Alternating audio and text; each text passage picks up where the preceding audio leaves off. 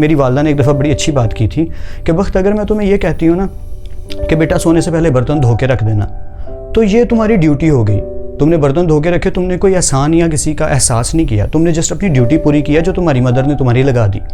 But अगर तुम खुद ही से देखते हो कि बर्तन पड़े हैं और धोने वाले हैं और तुम धो के रख देते हो, उसे एहसास कहते हैं, उसे ख्याल कहते हैं, उसे फ़िक्र कहते हैं। ऐसे ही अगर कोई राहगीर जा रहा है और आपको दिखाई दे रहा है कि बूढ़ा इंसान है, मैं उसकी हेल्प कर सकता हूँ, कोई बोझा उसने उठाया तो मैं वो उसकी हेल्प कर देता हूँ उठाने में।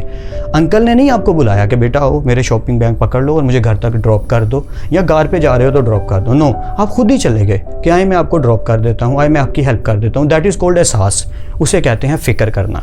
बट अगर कोई कह के करवा रहा है, वो तो आपकी ड्यूटी बन गई। जैसे अल्लाह ताला है, मतलब अजान देकर नमाज के लिए बुलाते हैं कि आइए और आकर मेरी तारीफ़ कीजिए, मेरे सामने शुक्र अदा कीजिए मेरा, मुझे आई लव यू कहिए, अता की नेमतों का शुक्र अदा कीजिए, ताकि अल्लाह ताला को खुशी मिले इस बात से, और मिलती है। तो वो तो ड्यूटी है, 5 वक्त नमाज अदा करना, ये तो ड्यूटी है। बट उसके अलावा जो आप कलाम पढ़ोगे, उसके अलावा जो आप कुछ भी कोई भी इबादत करोगे, दैट इज़ कॉल्ड आपकी शिद्दत वाली इबादत, आपके दिल वाली इबादत। वो इबादत है जिसके लिए कहा नहीं जा रहा, जो आप खुद से करने की कोशिश कर रहे हो, मतलब वो आप पे इम्पोज नहीं की जा रही। तो मैं ये कहता हूँ कि जो चीज़ें इम्पोज की जाती हैं वो बेटर नहीं होती उन चीज़ों से जो खुद से की जाती हैं। जैसे मेरे कोई स्टूडेंट्स होते हैं, जब मैं छोटे बच्चों को पढ़ाता हूँ कभी कभी, तो छोटे बच्चों को मैं देखता हूँ कि वो ठीक से स्टडी अगर नहीं कर रहे और उनके पेरेंट्स कह रहे हैं इन पे सख्ती करें, बहन भाई वगैरह भी यही कह रहे हैं, यार उनका माइंड बनाओ, उनका दिल करना चाहिए पढ़ने को। ये चीज़ नहीं है कि सर खड़े हैं, मम्मा खड़ी हैं, पापा आ गए हैं, so I have to study, I have to complete my work. No,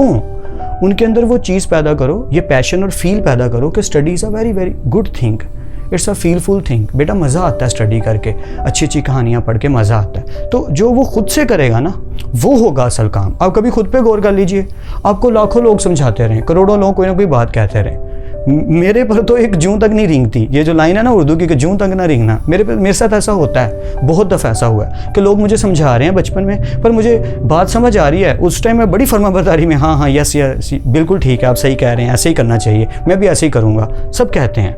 but जिस दिन मैंने बुक्स से, अपने बड़ों से, अपनी वालदा से, अपने वालिद से, अपने नानों से सारी बातें सीखी, टीचर्स से, असातिज़ा से सीखा, और जिस दिन मैंने सीखा, मतलब जिस दिन मैंने सोचा कि हाँ मैंने ये करना है, उसी दिन मैंने असल में सीखा। एक्चुअली उसी दिन मैंने पढ़ना शुरू किया जिस दिन मुझे फ़िक्र हुई कि मुझे पढ़ना चाहिए।